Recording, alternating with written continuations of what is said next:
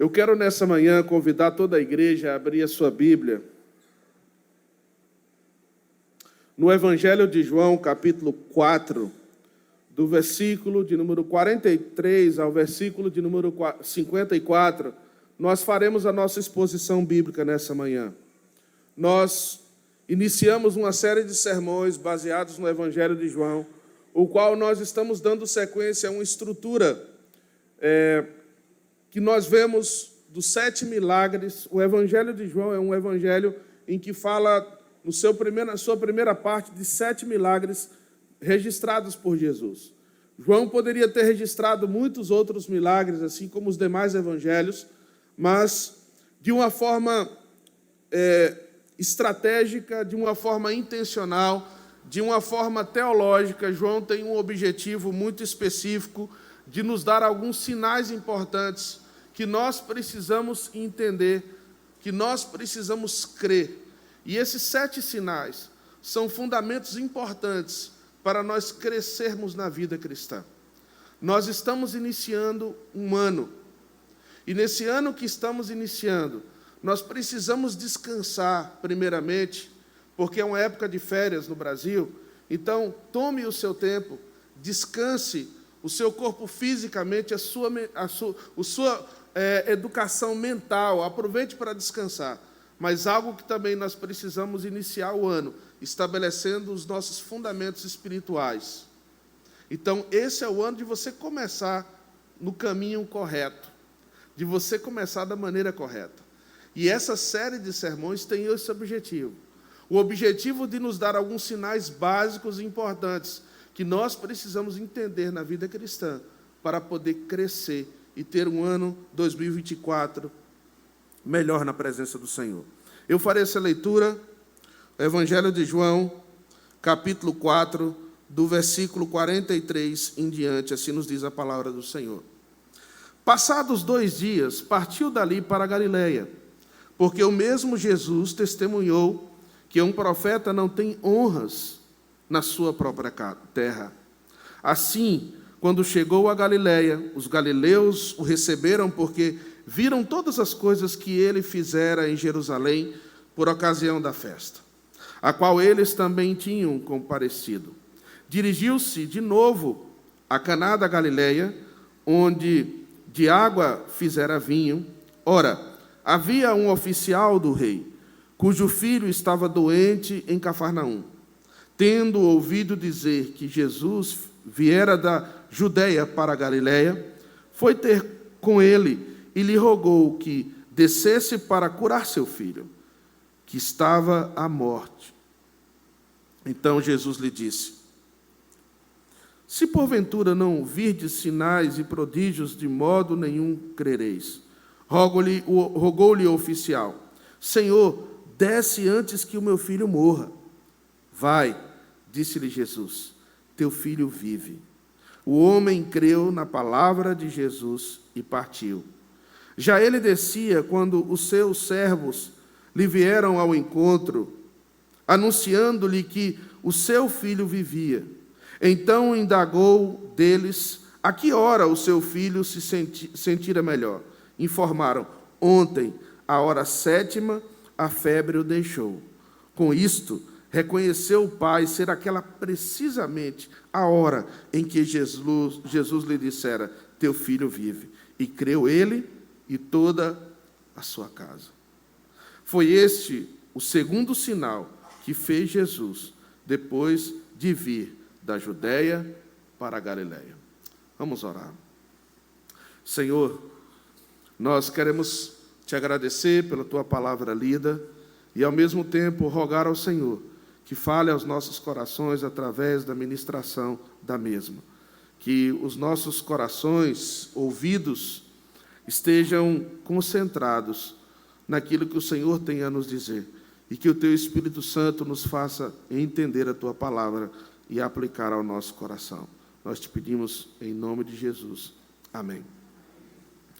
Irmãos, eu creio que pelo início desses 2 sinais que Jesus nos mostra através do Evangelho de João, nós vamos perceber algo muito importante, que uma família precisa de milagre. Quando nós observamos Jesus em uma boda, em um casamento, nós vemos uma mulher, a própria mãe de Jesus, pedindo ajuda para solucionar aquela situação em uma família que estava sendo estabelecida. E nesse segundo milagre de Jesus, nós vemos Jesus manifestando o segundo milagre em uma outra família. No primeiro milagre, nós vemos a petição de uma mulher. No segundo milagre, nós estamos vendo a petição de um homem. Um oficial, uma autoridade naquela época, que tinha muita influência, que ocupava uma posição social especial naquela época, mas que vivia um drama familiar. O seu filho estava enfermo. E é interessante observar isso, irmãos, porque todos nós vivemos problemas. Todos nós enfrentamos problemas e dramas nessa vida. E essa passagem bíblica reflete exatamente essa realidade. Essa não é a realidade simplesmente de um oficial. Nós estamos vendo um sinal importante. E esse sinal, ele reflete a realidade da sociedade em que nós estamos. Toda família enfrenta lutas. Toda família enfrenta dificuldades. Mas esse texto aqui nos reporta e nos mostra aqui um sinal. É exatamente a indicação de uma verdade ou um fato que nós ainda não estamos vendo, mas está nos indicando de que algo precisa acontecer. E esse segundo milagre de Jesus, há uma ênfase muito importante. Se o primeiro milagre, há um milagre mostrando o poder de Deus para transformar, o segundo milagre, nós vamos ver a ênfase de Jesus no poder da sua palavra. A palavra de Jesus, ela tem poder. A palavra de Jesus, ela tem poder para curar. A palavra de Jesus tem poder para salvar. E é exatamente a ênfase desse segundo milagre. Se no primeiro milagre nós vamos ver o poder de Jesus, o controle dele sobre a natureza, de transformar a matéria, de transformar a água em vinho, de controlar todas as coisas, tudo aquilo que foi criado. Ele é todo-poderoso. Mas, ao mesmo tempo que ele é todo-poderoso, esse poder de Deus se manifesta através da sua palavra. E nós não podemos ser indiferentes a isso. Porque nós, como igreja, e como igreja presbiteriana, nós entendemos que a nossa única regra de fé e conduta é o quê? A palavra de Deus. Ela é o fundamento, ela é a nossa base, ela é a nossa referência, ela é essencial para a vida cristã. Independente da posição social que nós venhamos ocupar, isso não vai nos dar a segurança necessária que nós precisamos. A posição daquele oficial era uma posição privilegiada. Mas a nossa condição financeira também não vai nos dar a segurança e a solução para todos os problemas que nós enfrentamos nessa vida. Mas quando nós acreditamos, quando nós cremos verdadeiramente na palavra de Deus, isso faz uma diferença nas nossas vidas.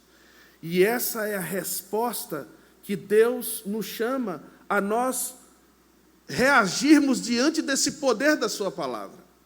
Qual é a reação da igreja diante do poder da palavra de Deus?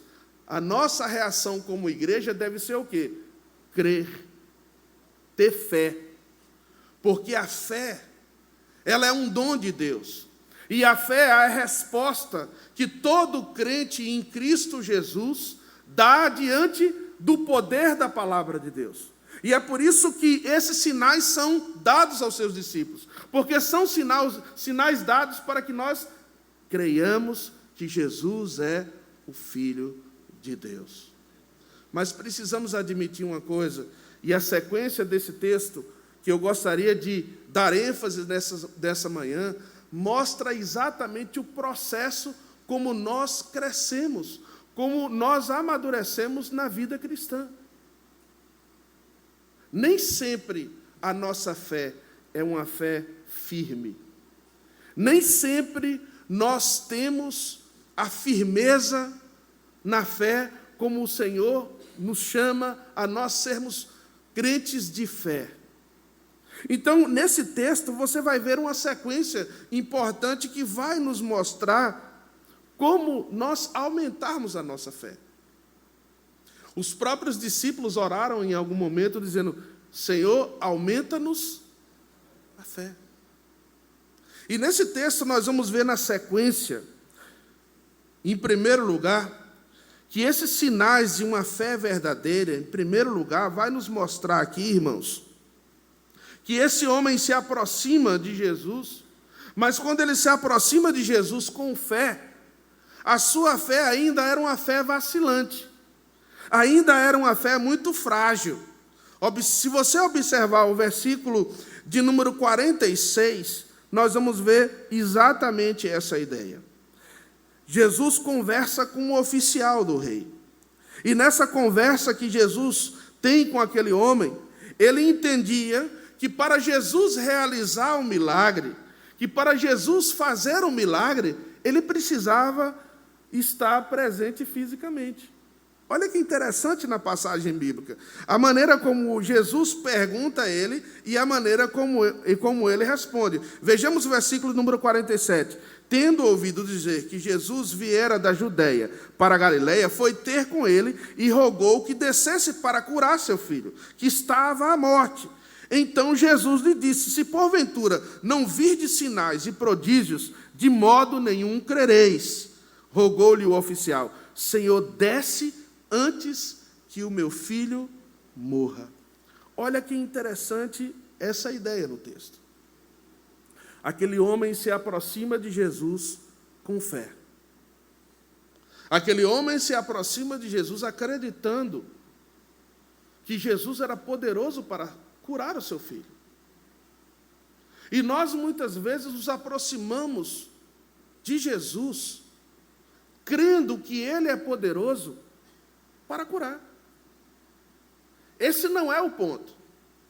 Há muitas pessoas que não seguem a Jesus, que não vivem uma vida cristã, e elas creem que Jesus é poderoso para curar. Elas acreditam que Jesus pode curar, mas elas não compreendem perfeitamente o poder de Deus. Elas não conseguem discernir, porque a fé que aquele homem tinha era uma fé que estava baseado simplesmente na capacidade de Jesus de fazer um milagre. E quando a nossa fé está baseada simplesmente num sinal ou na capacidade de Jesus de fazer um milagre, a nossa fé é uma fé frágil, é uma fé superficial, é uma fé que não tem profundidade. Porque assim como Jesus pode curar e fazer um milagre, talvez um remédio, ou um médico, ou um profissional, ou uma terapia, também pode trazer uma cura. É por isso que nós somos chamados, não simplesmente para crer naquilo que nós vemos. Nós não somos chamados simplesmente para crer no poder de Jesus. Mas nós precisamos entender o objetivo pelo qual Ele manifesta o seu milagre. Nós não podemos estar aqui nessa manhã simplesmente porque nós cremos no poder de Deus. Porque a fé verdadeira, ela não é baseada em coisas que Deus pode fazer por nós. Ela não é baseada simplesmente nos nossos interesses. Ela não é baseada simplesmente nas nossas necessidades. Ela não é baseada simplesmente nas nossas circunstâncias de vida. Mas a fé verdadeira, ela exige outros elementos mais que Jesus está nos mostrando nesse texto. Se você observar, há uma outra fragilidade nesse mesmo contexto aqui. Aquele homem, ele não acreditava, ele não entendia ainda que o poder de Deus se manifesta ainda depois da morte. Ele pensava que para Jesus curar, era necessário estar presente fisicamente. Ele estava simplesmente interessado numa cura, Mas ele pensava que se o seu filho falecesse, não haveria mais solução. Ele diz isso claramente no versículo de número 49. Rogou-lhe o oficial: Senhor, desce antes que o meu filho morra. Há muitas pessoas que têm fé, mas elas não entendem ainda que a fé em Cristo, ela é poderosa para nos livrar da morte eterna.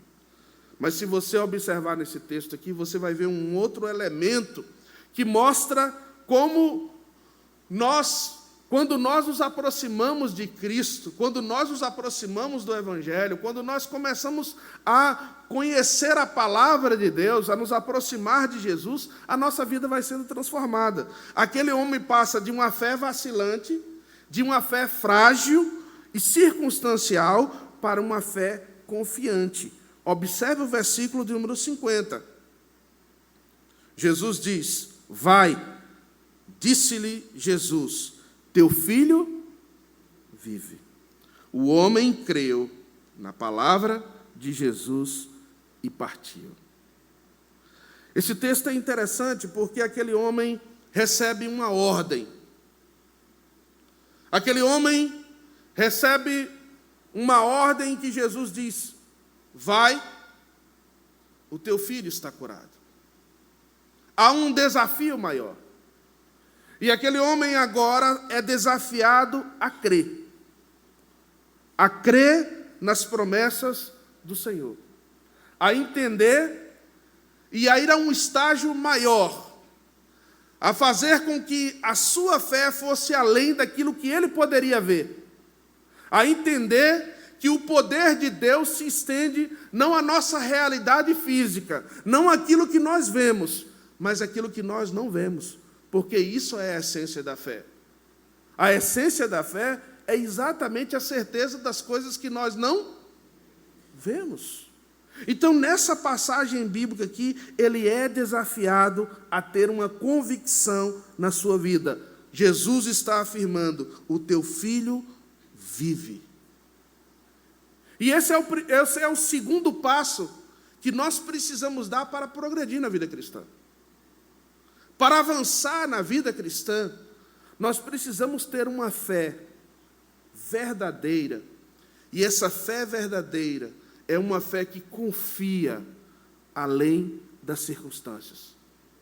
É uma fé que confia plenamente naquilo que Deus está fazendo. Ainda que a lógica diga o contrário.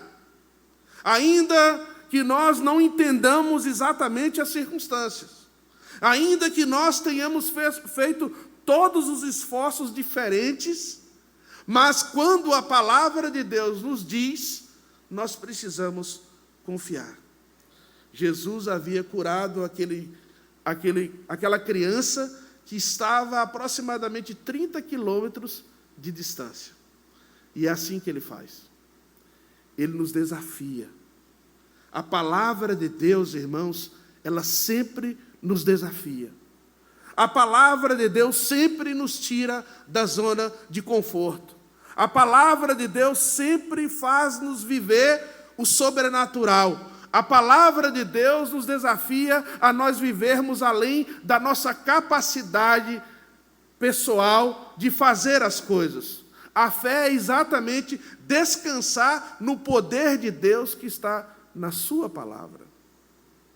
Mas essa passagem bíblica aqui, ela avança e mostra-nos que aquele homem sai de uma fé vacilante, uma fé frágil, de simplesmente acreditar num sinal, e Jesus desafia aquele homem a ter uma fé confiante. Mas nós vamos ver outra característica aqui que mostra o avanço espiritual daquele homem, da sua fé. Nós vamos ver uma fé confirmada. Observe o que diz o versículo número 51 em diante. Diz-nos assim: já ele descia, quando os seus servos lhe vieram ao encontro, anunciando-lhe que o seu filho, o quê? Vivia. Então, o que é que aconteceu? Olha o que diz o texto. Então indagou deles a que hora o seu filho se sentir melhor. Informaram: ontem, à hora 7ª, a febre o deixou. Com isto, reconheceu o pai ser aquela precisamente a hora em que Jesus lhe dissera: teu filho vive, e creu ele e toda a sua casa. Irmãos, há certas coisas nas nossas vidas que nós precisamos provar, que nós precisamos de confirmação. A palavra de Deus diz: provai e vede que o Senhor é bom. Nós precisamos provar a fé. Nós precisamos experimentar a fé. O verdadeiro crente, ele é provado. O verdadeiro crente, ele experimenta a presença de Jesus nos momentos mais difíceis da sua vida. Essa é a diferença do Evangelho. O Evangelho não é simplesmente um livro que registra histórias do povo de Deus. Esse livro aqui não é um livro de lendas, de histórias culturais, de povos antigos que viveram ou que criaram histórias do passado. Esse é um livro vivo.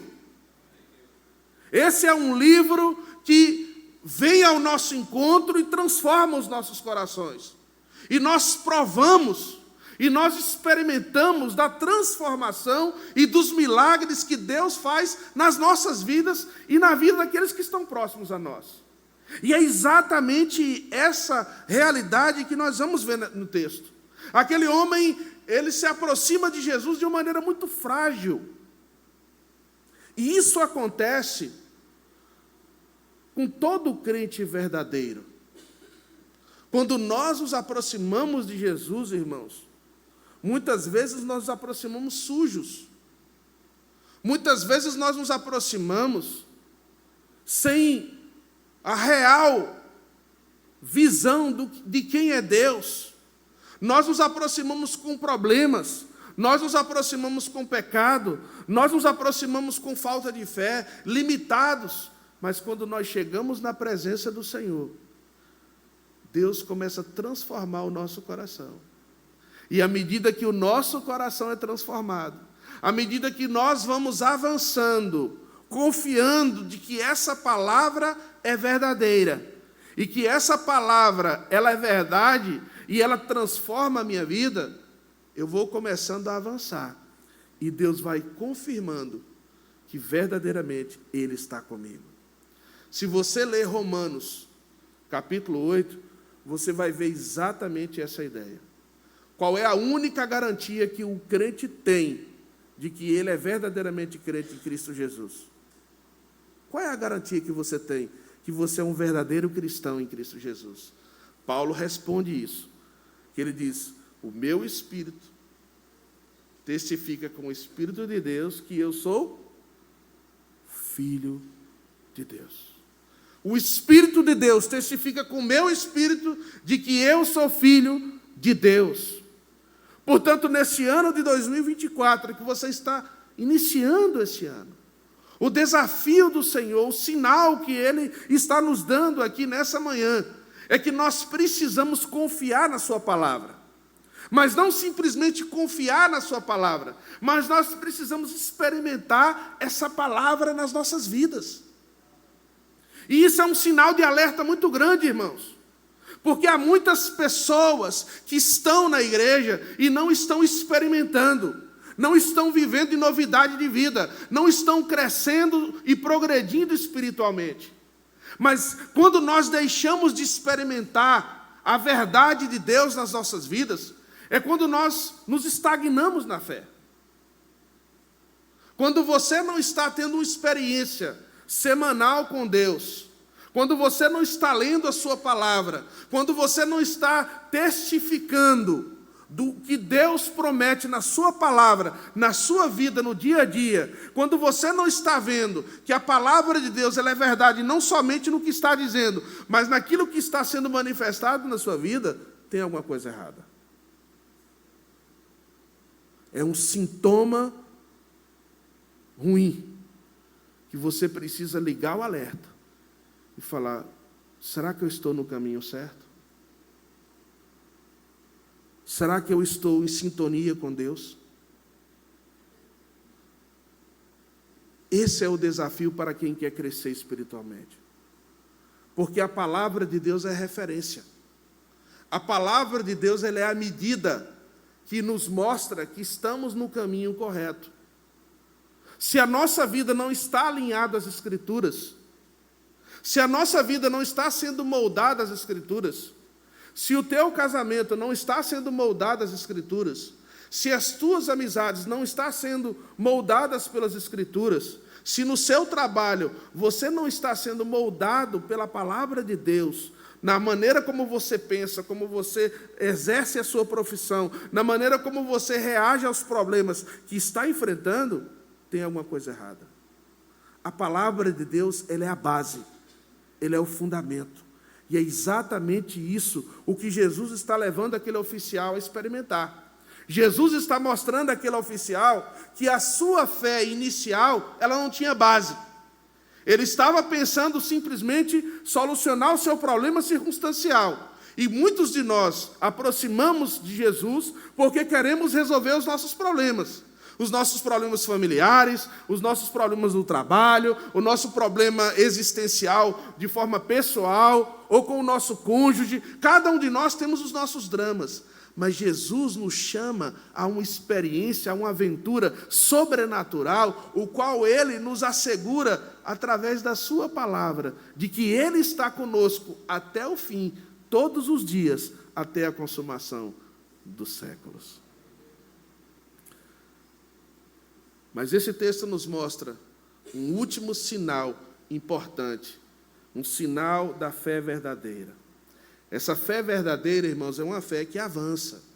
É uma fé que inicia de uma maneira frágil, mas ela vai se firmando, vai confiando na palavra do Senhor, e essa confiança nos leva a uma obediência, e essa obediência nos leva verdadeiramente a uma confirmação de que estamos no caminho correto. Mas a fé verdadeira, irmãos, em último lugar, ela nos leva a ter frutos. A fé verdadeira produz frutos. A fé verdadeira, ela é contagiante. A fé verdadeira, ela nos faz testemunhas daquilo que Deus pode fazer, daquilo que Deus pode transformar na vida de uma pessoa. Observe o que diz o versículo de número 53. Com isto, reconheceu o Pai. Com isto, reconheceu o Pai ser aquela precisamente, olha só, precisamente a hora em que Jesus lhe dissera: teu filho vive. E creu ele, e o que mais? Toda a sua casa. Irmãos, essa fé aqui no texto não é uma fé que aquele oficial ouviu falar. Ele se aproxima porque ele havia escutado a fama de que Jesus poderia resolver o seu problema. Ele escutou que Jesus estava fazendo milagres. Então ele falou: eu vou lá e vou tentar fazer alguma coisa, porque eu preciso resolver essa situação. Mas aquele homem, agora, ele está falando de uma convicção. Ele está falando de algo que ele experimentou. Ele está falando de uma verdade que ele está disposto a morrer e a viver por essa verdade. Ele está falando de uma verdade não como se fosse uma mentira. Ele está falando de uma verdade não como se fosse algo que aconteceu na vida de outra pessoa. Mas ele está encarnando essa verdade. Essa verdade está nas suas entranhas. Essa verdade passa a ser algo essencial na sua vida. Essa verdade passa a ser algo que está refletido no seu olhar. Essa verdade é algo que passa a estar refletido na maneira como ele vive. Essa verdade, irmãos, é algo que transforma a maneira como ele vê a vida. De tal forma que não somente ele é transformado, mas aquelas pessoas que estão ao seu redor. Uma fé verdadeira é uma fé que contagia, é uma fé que transforma, é uma fé que impacta, é uma fé que avança, que dá fruto e que faz crescer. É por isso que uma igreja, quando não está saudável espiritualmente, o que é que acontece com ela? Ela começa a decrescer. Ela entra numa etapa de declínio. Quando ela não tem uma fé profunda, quando ela não tem experiência, quando ela não tem uma fé convicta e firmada no Senhor, ela começa a cair espiritualmente. A qualidade espiritual cai. Nós já não cantamos da mesma maneira. Nós já não falamos do Evangelho da mesma maneira. Nós já não temos mais o mesmo entusiasmo com que vimos a casa do Senhor. Nós já não queremos mais gastar tempo. Nós já não temos mais desafio de viver uma vida cristã. Nós não temos desejo de conhecer mais a palavra de Deus. Esses são os sintomas que acontecem quando nós estamos decaindo espiritualmente, quando nós estamos perdendo a fé,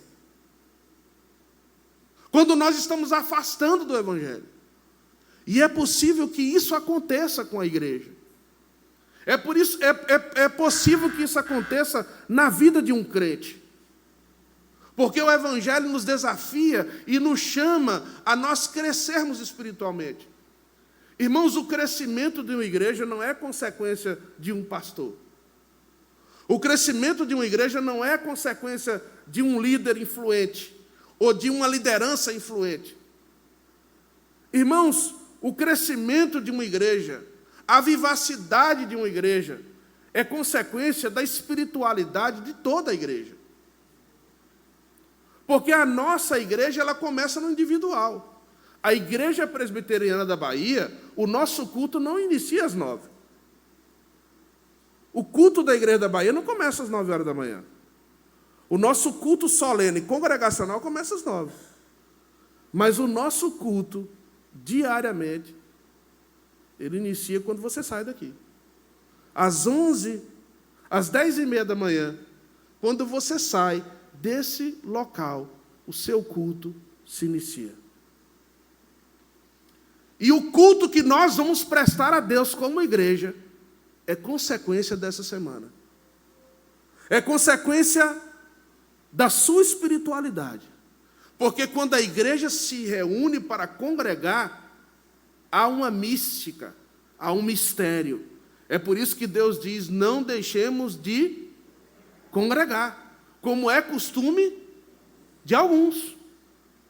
A nossa tendência é o quê? Esfriar.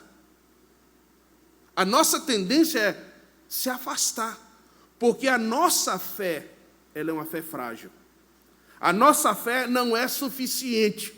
A nossa fé, ela é circunstancial. A nossa fé, ela é extremamente influenciável por outras coisas que podem nos afastar de Deus.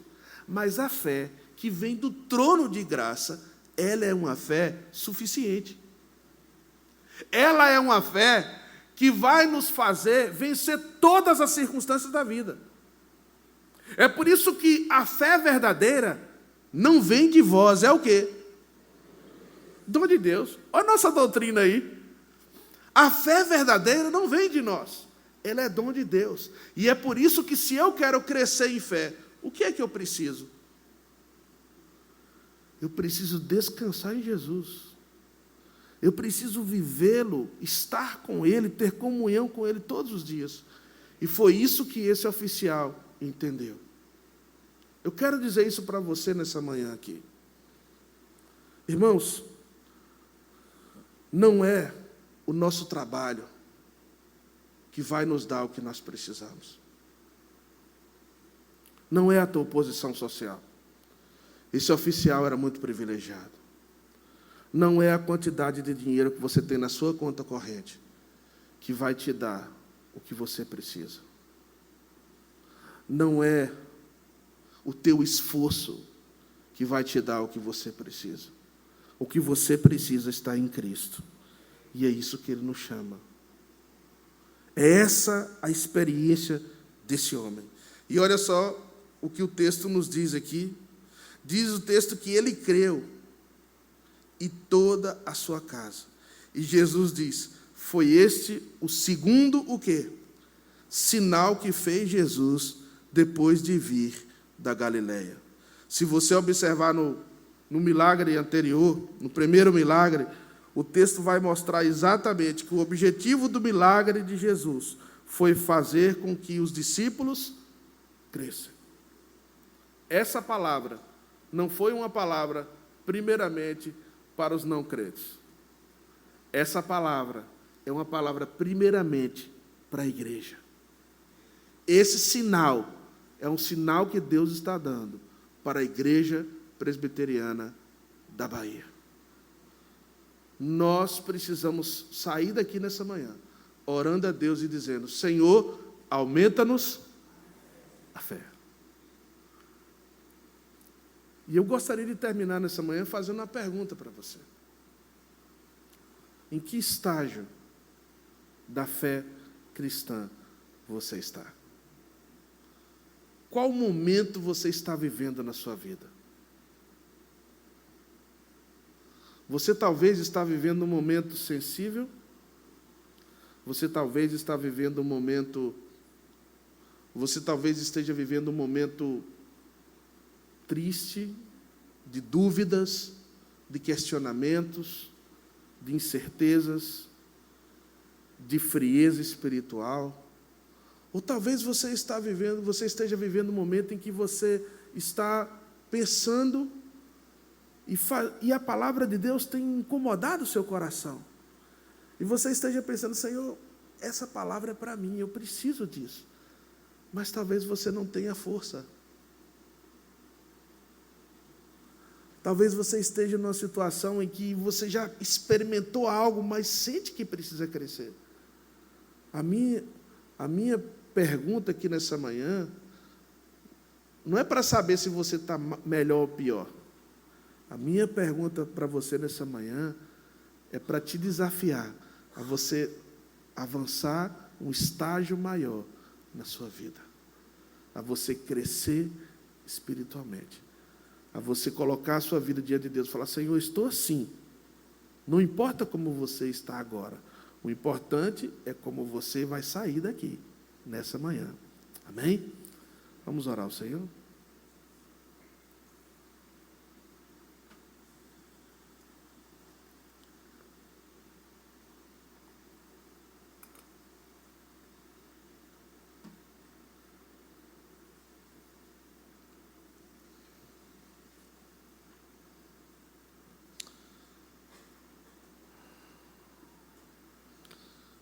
Senhor Deus, nós queremos colocar as nossas vidas nas Tuas mãos nessa manhã. Como igreja presbiteriana, nós entendemos que somente as Escrituras podem realmente vir à fé verdadeira. E nós te pedimos que o Senhor produza em nós, nesta manhã, essa fé que nós precisamos. Essa fé que talvez nós temos tentado avançar, mas não temos tido sucesso, porque na verdade não está em nós o segredo. O segredo está em Ti. Aquele oficial se aproximou do Senhor, na expectativa de que algum milagre iria acontecer. Mas, na verdade, o Senhor estava mostrando que o Senhor tinha um milagre muito maior do que simplesmente curar o seu filho. Na verdade, o maior milagre que pode acontecer nas nossas vidas não é o Senhor nos curar de uma enfermidade física. é o Senhor curar a nossa alma. E nós te agradecemos porque o teu plano para nós é muito maior do que os nossos planos. O plano que o Senhor tem para as nossas vidas é muito maior, Senhor, do que os planos que nós temos para nós mesmos. Os teus caminhos são maiores do que os nossos caminhos. Portanto, nós descansamos em Ti nessa manhã e pedimos a Tua bênção.